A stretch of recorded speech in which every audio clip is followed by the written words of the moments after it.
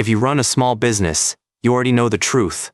Health insurance renewal season feels less like planning and more like bracing for impact. The numbers this year confirm it. This is Small Business Signals. I'm here to cut through the noise and bring you the signals that actually matter for running your operation. Let's talk health insurance. Today we're breaking down a health benefits shift that's reshaping how small employers think about coverage. It's called ICHRA, and it might be your escape hatch.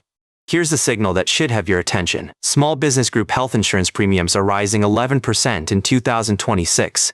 Some companies are seeing 20% increases. These are the sharpest premium increases in over a decade. For a 10-person company, we're talking thousands of dollars in additional costs that weren't in your budget. But here's the other side of this signal. ICHRA adoption has increased more than 1,000% over the last 5 years. Something's happening here. Smart business owners are finding an alternative that gives them cost predictability while giving employees more choice. Let me show you exactly how it works. Let's start with where we are. Traditional group health insurance has been the standard for decades. Employer picks a plan, subsidizes it, everyone gets the same coverage options.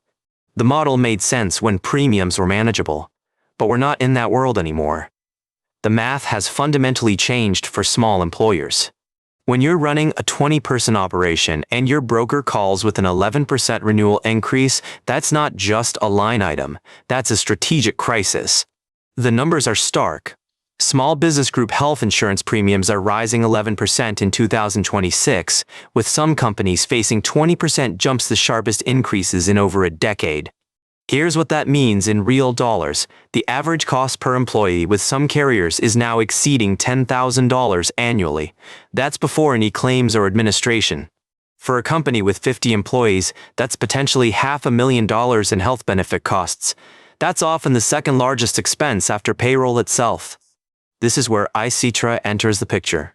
ICHRA stands for Individual Coverage Reimbursement Arrangement. It became available under federal regulations in 2020. The concept is straightforward. Instead of selecting and paying for a group plan, you give employees a set dollar amount to purchase their own individual health insurance coverage. Employees then shop on the ACA marketplace or with private insurers, choose a plan that fits their specific needs, and get reimbursed tax-free up to your contribution limit. The tax advantages are significant. ICHRA contributions are tax-free for both employers and employees. Employers get predictable costs while employees get plan flexibility. Think about what that means for budgeting. With traditional group plans, you're subject to whatever increase your carrier decides to impose each year. It's unpredictable. With ICHRA, you set your contribution amount. Period. If individual market premiums rise, that's between the employee and their chosen insurer. Your budget stays fixed. The adoption numbers reflect this appeal. ICHRA usage among employers with 50-plus employees jumped 34% between 2024 and 2025 alone. But here's what nobody tells you up front. ICHRA isn't a perfect solution. It's a trade-off, and you need to understand both sides before making the switch. Here's the honest reality from industry analysts. ICHRAs give employers cost predictability, but they transfer the volatility of the individual market directly to employees.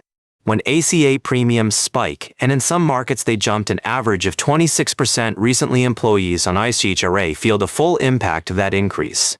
Some states saw premium increases as high as 50%. If your ICHRA contribution is $500 monthly and premiums jump significantly, employees pay the difference. Critics argue this is essentially cost shifting disguised as employee choice. Supporters counter that employees often find better fitting, sometimes cheaper plans on the individual market. The truth is situational. For many small employers in 2026, ICHRA provides stronger cost control and long-term predictability compared to group plans where costs fluctuate with claims. Now let's talk about who ICHRA works best for. It's not one size fits all, and the math changes dramatically based on your specific situation. Geography matters enormously. If you're in a high-cost state seeing 20% group premium increases, the ICHRA math becomes very attractive very quickly. But if you're in a low-premium region with relatively stable group rates, the savings from switching may be minimal. You need to run the actual numbers. For businesses under 50 employees, there's another option, QSEHRA, the Qualified Small Employer HRA. The 2026 contribution limits are $6,450 for single coverage and $13,100 for family. QSI has simpler rules and may be sufficient for very small teams. It's worth considering if you have under 50 employees and want the HRA model without added complexity. Employee demographics also matter. If your workforce is young and healthy, they may find excellent deals on the individual market. If you have older employees, the calculus changes. There's also an administrative consideration. Some find ICHRA simpler, no plan selection negotiations, no renewal drama. Others find tracking individual reimbursements more complex than one group bill. Let me walk you through the implementation steps. First, calculate your true group plan cost. This means premiums, administration fees, and the hidden cost of your time managing renewals. Add up every hour you spend on benefits administration. Your time has value. Factor in the stress and distraction cost. Those are real, even if they don't show up on a ledger. Second step, survey your employees before switching. ICHRA works best when employees actually want choice. Some prefer the security of not having to shop for coverage themselves. Have honest conversations. Some employees feel overwhelmed by insurance choices. Others are excited about the flexibility to pick exactly what they need for their family situation. Third step, get the real numbers for your specific situation. Compare your current group premium total against a fixed ICHRA reimbursement amount that would cover average marketplace plans. Here's what tends to work best. Partner with an ICHRA administrator. Services like PeopleKeep, Take Command, or Venture can handle compliance and reimbursement tracking. These services typically run $20 to $50 per employee per month. That sounds like added cost, but compare it to what you're paying in broker fees and administrative time currently. Timing matters strategically. If your group plan renewal is approaching, start researching now. You need at least 60 days to properly evaluate and communicate the transition. Create a simple comparison document for your employees. Show them what they'd receive monthly, where they can shop, and what the average premium looks like in your area. Remember, the regulatory environment supports this shift. The federal government designed ICHRA specifically to give small employers more options as group coverage became less sustainable. Since ICHRAs became available in 2020, the infrastructure has matured significantly. There are now dozens of administrators, established processes, and clear compliance guidelines. That said, you're not alone in this decision. Your accountant should be involved. A benefits consultant who understands both group and ICHRA models can provide invaluable guidance. Watch out for the pitfalls. One common mistake, setting your ICHRA contribution too low.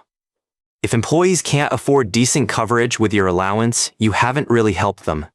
Another pitfall, forgetting about employee education. If your team doesn't understand how to shop for coverage, they may end up underinsured or paying more than necessary. Consider offering a navigation resource. Some ICHRA administrators include marketplace shopping assistance. That hand-holding during enrollment season can make the difference between success and confusion. Let me put this in perspective. The fundamental question isn't whether ICHRA is better or worse than group coverage, it's whether it's better for your specific business and your specific team. The data shows that for many small employers in 2026, ICHRA provides stronger cost control and long-term predictability compared to group plans where costs fluctuate with premium increases and claims. But predictability for you may mean unpredictability for them. That's the trade-off every business owner considering this switch needs to acknowledge, honestly. My recommendation, don't make this decision in a vacuum. Talk to your employees. Talk to your accountant. Talk to businesses similar to yours who've made the switch. If you're finding this breakdown helpful, consider subscribing to the channel. We cover signals like this every week, the real information you need to run your operations smarter. Here's your action item for this week. Pull your current group plan invoice and calculate the true per employee cost. Include every fee, every administration charge, every hidden cost. Then research what comparable ICHRA contributions would cost for your headcount. Use that comparison to have an informed conversation with your broker or benefits consultant. This isn't about rushing into a decision. It's about having the information you need when renewal season arrives and your broker presents you with another double-digit increase. You want to walk into that meeting knowing your options. You want to ask informed questions. You want leverage that comes from understanding the alternatives. That's the signal on ICHRA for 2026. Small business health insurance costs are rising faster than they have in over a decade, but you have options that didn't exist 5 years ago. ICHRA isn't for every business, but for many of you dealing with unsustainable premium increases, it represents a fundamentally different approach worth seriously evaluating. Remember, this content is for educational purposes only and is not financial advice. Always consult qualified professionals before making significant decisions about your employee benefits structure. This is Small Business Signals. We'll see you next time with another signal worth your attention. Until then, keep building.